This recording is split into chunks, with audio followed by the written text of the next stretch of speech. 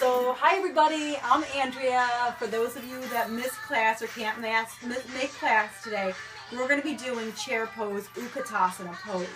So I'm going to demonstrate and just show you a couple different ways to fine-tune this pose. And it's something that you could do at home, something that you can do when you're traveling. It's just a great pose. It's quite the dynamic pose. So in order to get into it, we're going to go ahead and come down onto the mat. We're going to bring our fingertips right out in front of us. We're going to heel toe our feet together. So the big toes are pressing together. The knees begin to press together. Inner thighs are squeezing. With your belly, you want to take it in and tuck it down. As you draw your belly in, your tailbone will lengthen and tuck towards the mat.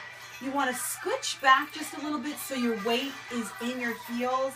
And then you want to gaze down so you can still see your toes, okay? So get those knees far enough back that you can still see your toes and start to integrate muscle to bone. So what does that mean? You're thinking about wrapping your muscle right around the bone in your legs. So you're squeezing the adductors together and the outer thighs, we're pulling them apart.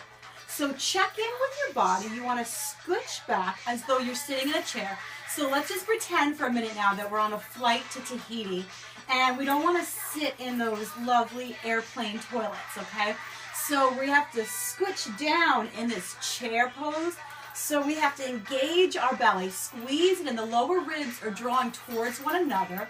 The lower part of your hip bones are turning inward, muscle to bone, and you're finding softness through your body. So there's a lot going on in your lower body. At the same time, we want to find that softness in our face. So our jaw, maybe smile a little bit, relax the forehead. Start to squeeze your booty nice and tight. Start to squeeze those inner thighs. Sit back a little bit further. Draw the navel in. Let the shoulders relax as we float the arms right up to the sky.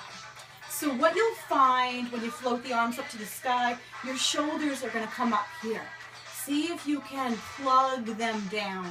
See if you can turn the pinkies in so you fire up the triceps, the outer part of your arms.